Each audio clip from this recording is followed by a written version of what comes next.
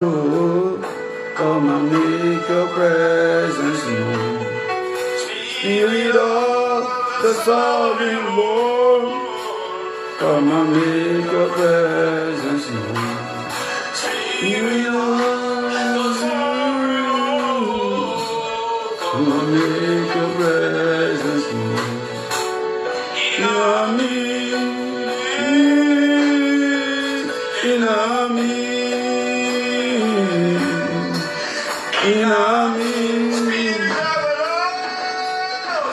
You are the living God. Come and make your presence known. Spirit of the sovereign Lord, come and make your presence known. Shakapoko rendele baba baba baba baba baba rabarandere shakupa katale baba.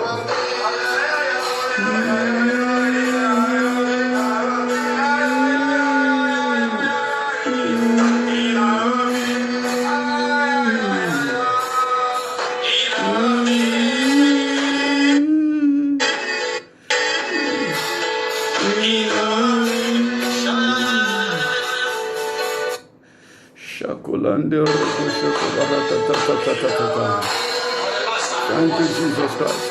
Blessed be your name. Thank you, Jesus. Oh, come and make your presence known. Spirit of the sovereign Lord, come and make your presence known. Spirit of the living God, come and make your presence known. Amen.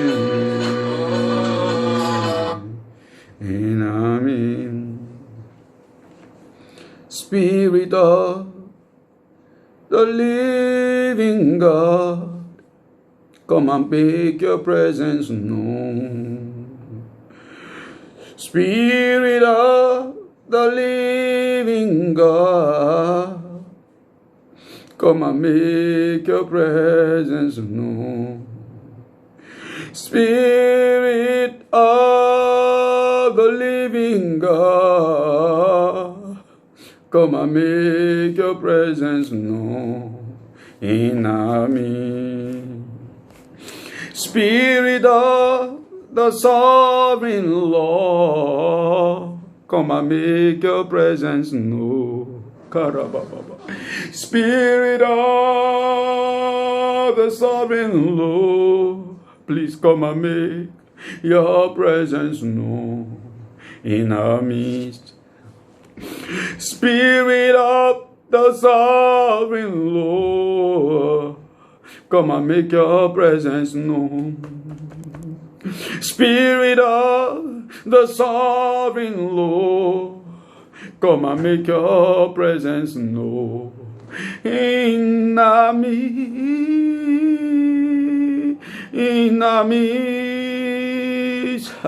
Spirit of the sovereign Lord, please come and make your presence known. Malabayando robo. Spirit of the living God, come and make your presence known in our midst. Elebayanda rabashako kakalaba. Spirit of the sovereign Lord, please come and make your presence known. Spirit of the mighty King, come and make your presence known. Spirit of the living God, come and make your presence known in your church. Spirit of the living God, come and make your presence known. Spirit of the sovereign one, come and make your presence known. Spirit of the sovereign Lord, come and make your presence known in our midst. in armies, O Lord, in armies. Spirit of the sovereign Lord, come and make your presence known. Spirit of the living God, please come and make your presence known. Spirit of the sovereign Lord, come and make your presence known in your church, in your church. Holy Spirit, you are welcome. Precious people of God, I have a word, a burden from the presence of the Lord. This message is not for everybody. Those who have been given, or those on whose life and on whose head the call is hanging, we understand the sound of the trumpet I'm sent to blow from the throne room. For the word of the Lord came to me, he said, sound an alarm on my holy mountain. And I'm here to sound an alarm for somebody. I have heard a clarion call or hanging on the head of somebody, and I've been sent to awaken somebody to this eternal ordination before the foundation of the world. Nehemiah chapter 1 verse 1 to 4. I'm just here to share the burden of the Lord. The book of Nehemiah will take maybe conferences to unravel, but I just want to quickly share the burden of the Lord about the weeping prophet. That God is calling somebody watching, God is calling somebody hearing to the office of a weeping prophet.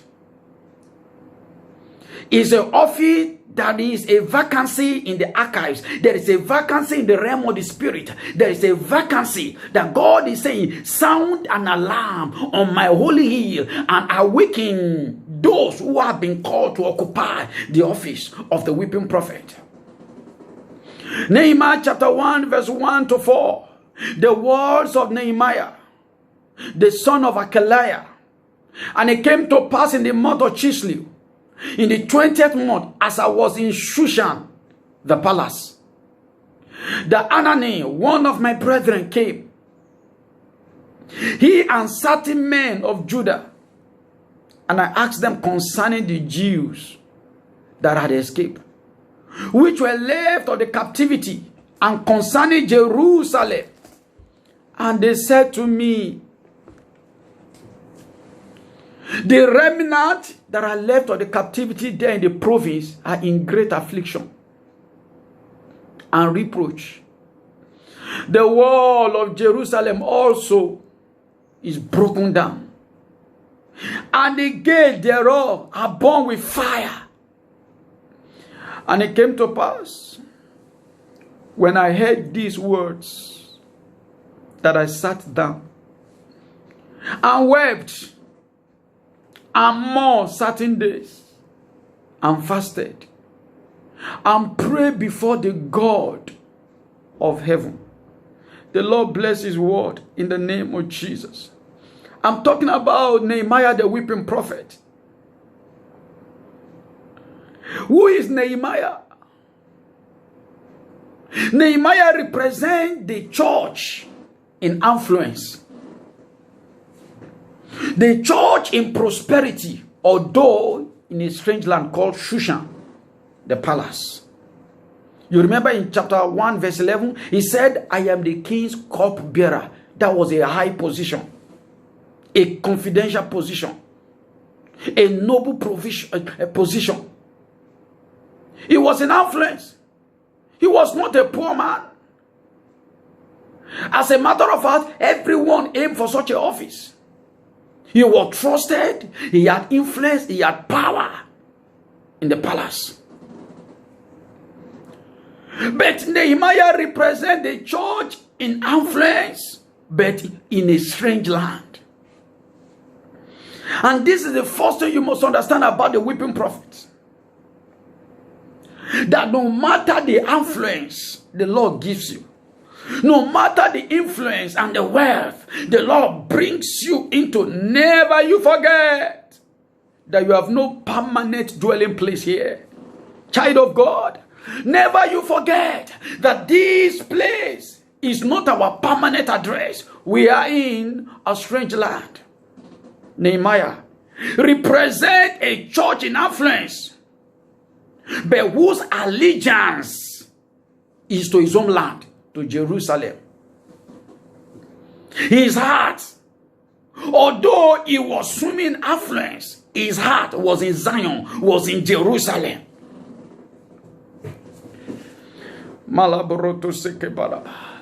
He said, when the brethren came, and Ananias, some of my brethren came, maybe they came to ask for welfare. You know, if you have one of your relatives in position of power, more often than not, you see people from such a kinsfolk coming and for personal welfare. Maybe they came for welfare or something, because they were not the one who began telling Nehemiah the situation of Jerusalem. He said, Anani, one of my brethren, came, he and certain men of Judah, and I asked them. Oh, this one was talking about it. I need it. But he said, I asked them, what about the church? What is happening to the church? What about Jerusalem? Do you remember Jeremiah chapter 51 verse 50? The word of God said, let Jerusalem come to your mind. Let the church come to your mind. Let the heart of God come to your mind. He has a concern for Jerusalem. Anani and the rest of the people never brought the matter. He inquired about the city of peace. How come the city of peace is now the city of trouble? A citadel of holiness has become the den of unholiness. How come the city of the great king suddenly has become a place of captivity, of tears, of pain? Although silently, he said, I asked them about Jerusalem. He was in affluence, but his allegiance, his passion, his heart, his concern was towards Jerusalem. And they said, the remnant that are left of the captivity, that is, Jerusalem has gone to the captivity, has gone to captivity. And those who are left are in great affliction and reproach. The wall of the church, he said, you will call your wall salvation and your gate praise. Even in the church, the wall of salvation is broken down. The gate of praise has been burnt by fire. We can have jamborees, but the praise that invoke the glory of God has become a thing of the past. What was his response? I'm talking about the weeping prophet in a few minutes. What was his response? He said, it came to pass when I heard these words, the person giving him the report was not moved, because to him, situation is as normal. It was business as usual. But he said, when I heard this word, what did he do? When I heard this word, he didn't go in the way of pointing of fingers. He didn't run to the social media and begin to paint the iniquity of Jerusalem. Truly, iniquity brought Jerusalem to desolation. You remember? In Lamentation chapter 4, verse 12 to 13. The Bible said the kings of the earth would not have believed that the enemy would have entered the gate of Jerusalem. But because of the sin of our people and the sin of our prophet, as he come, it was written by a weeping prophet called Lamentation, the prophet Jeremiah. He said the kings of the nation would not have believed that Jerusalem, the city of the Lord, the church of God, would have been plundered by agents of darkness. He said, but it happened because of the sin of the people. Yea, he understood that sin brought the desolation of the church. Sin brought the confusion in the land. But he never raised an accusing finger. I'm talking to the lost weeping prophet. You see, the lost weeping prophets, they don't discuss the situation, they take responsibility. Hear this. Those always pointing accusing finger at the church, they will raise plenty slow stumbling blocks. In the name of telling the truth, hear this.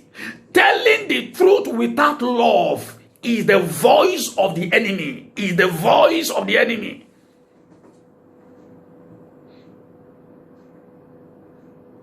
Anytime you are telling the truth without the heart of love, you will raise plenty stumbling block. And God is telling me so that some people can escape being used to further the ministry of the accuser of the brethren.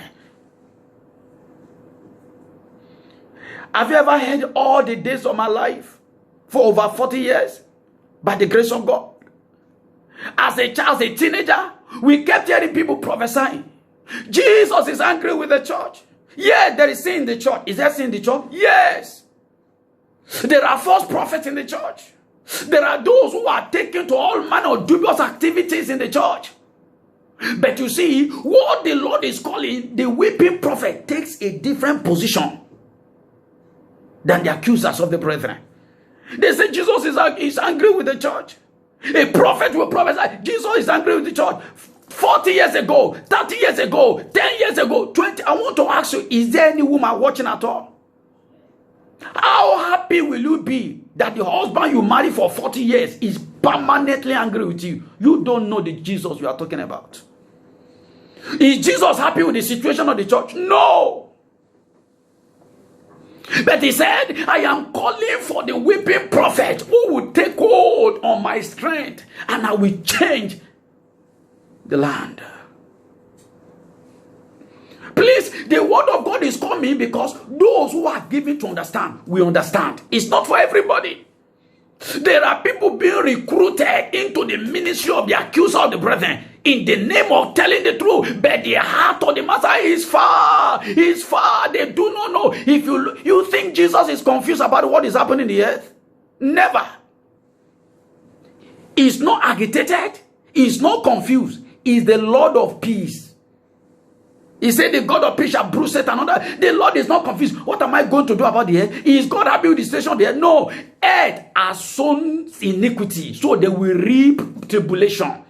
The wages of sin is death. Is the law of sowing and reaping that is happening to the earth. Anybody tell you for 50 years, 60 years, 70 years, Jesus is angry with the church? Do you know who Jesus is? When Nehemiah heard the cry, oh, he heard the cry of the people in Jerusalem. He said, I wept. I want to show you the way weeping prophet speaks. The way weeping prophets speak. In 2 Samuel chapter 1 verse 20, when Saul sinned against God,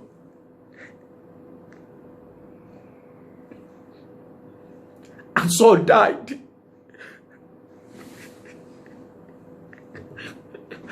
David said in 2 Samuel chapter 1 verse 20, he said, tell it not in Gath.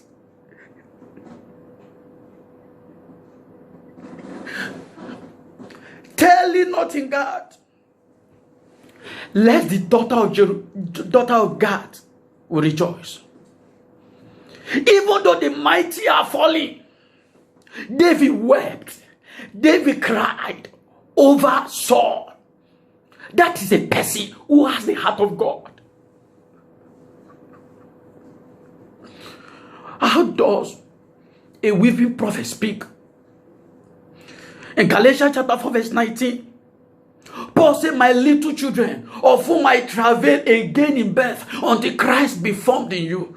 He saw his children already departing away from the faith. He never raised any accusing finger. How come? It's in our age we will take the fathers of faith. Nobody is too big for us to talk about. Even people who have not done anything for the church, they have the God to speak against the church. Excuse me.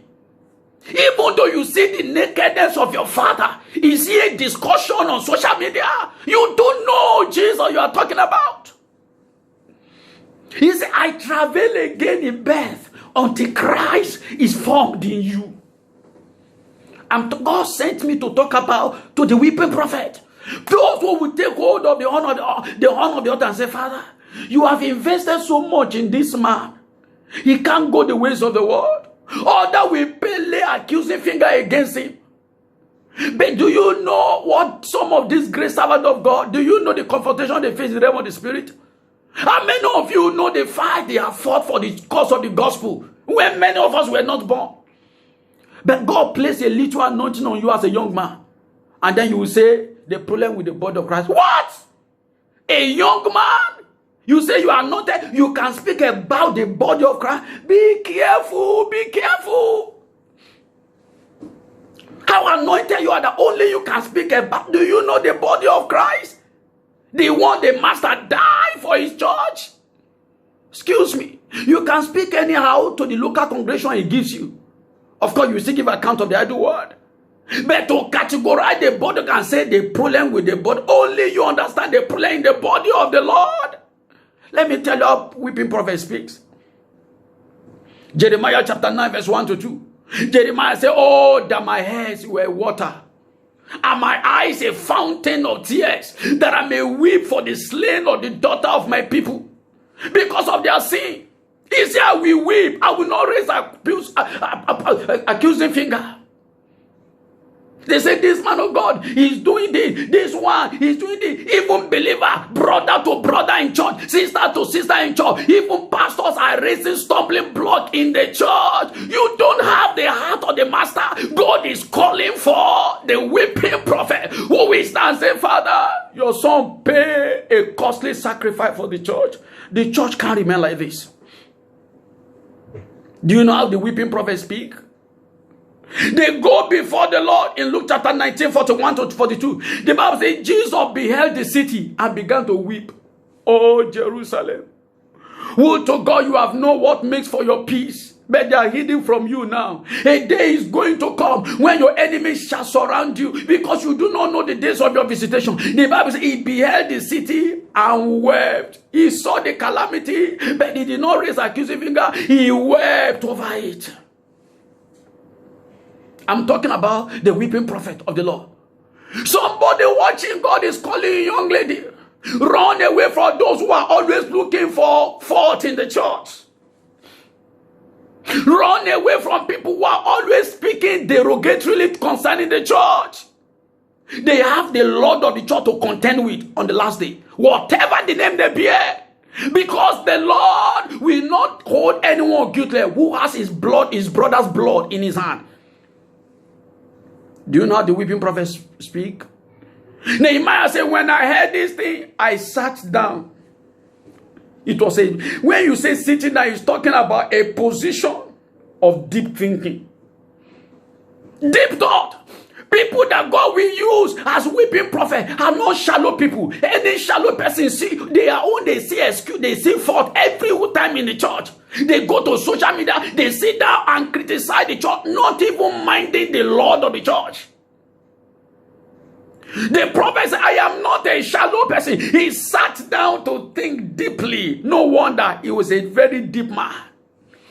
He said, I wept, I prayed and fasted before my God.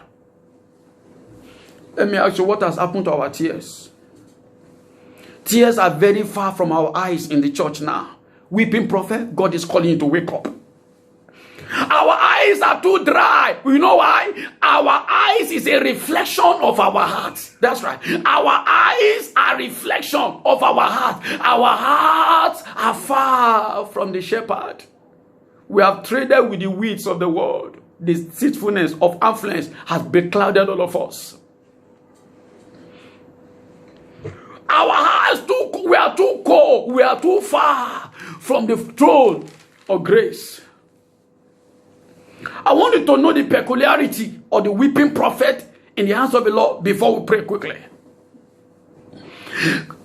The Lord's weeping prophet are God's instrument of bringing correction to his church.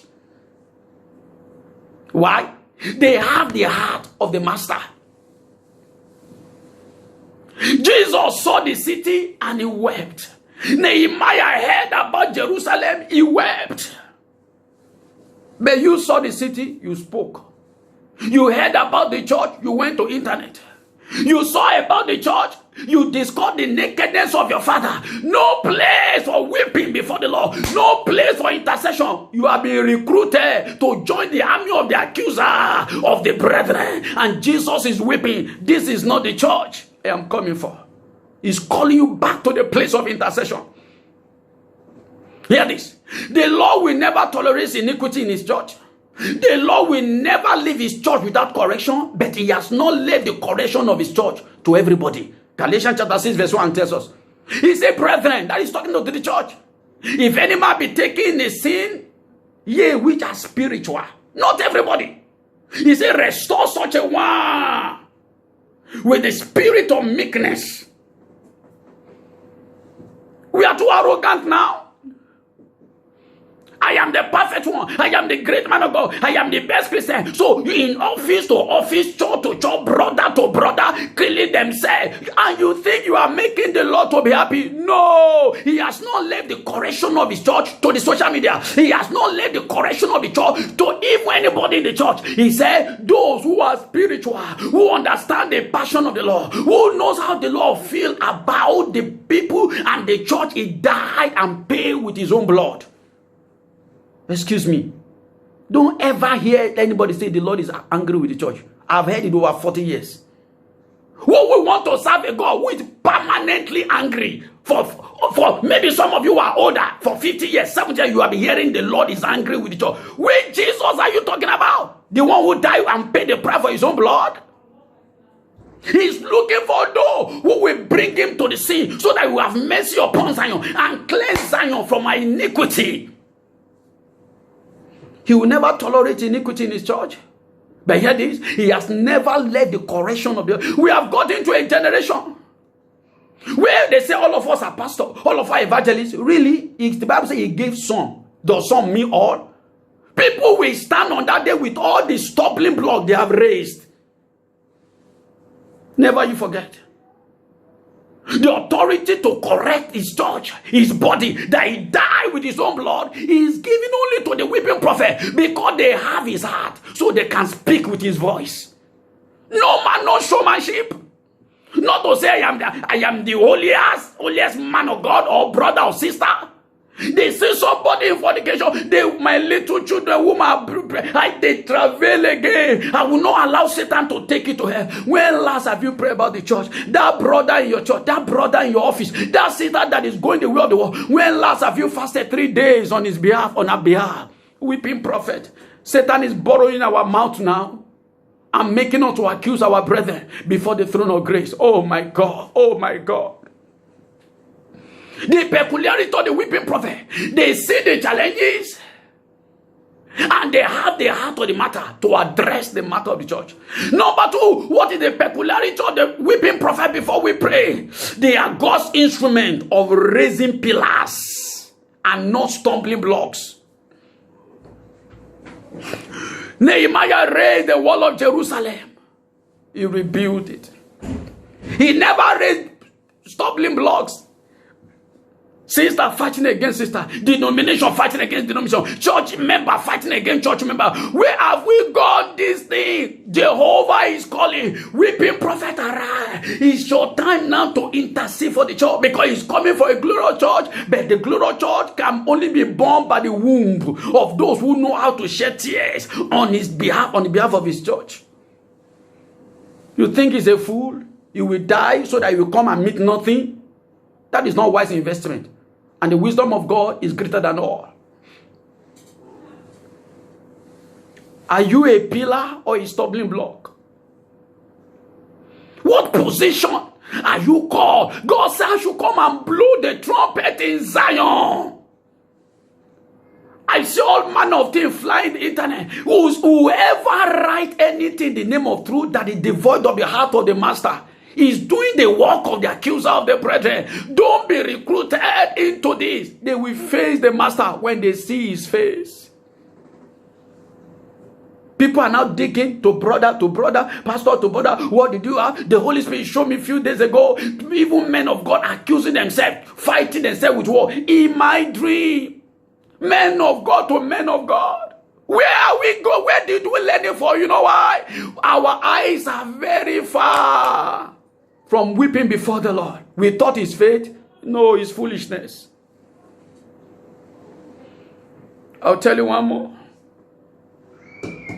What are the peculiarities of the weeping prophet? Because they don't follow the crowd. They see forth marvelous in the church, yet they honor the Lord of the church in addressing the church. They see forth in the wife, but in correcting the wife, they honor the husband for the price he has paid.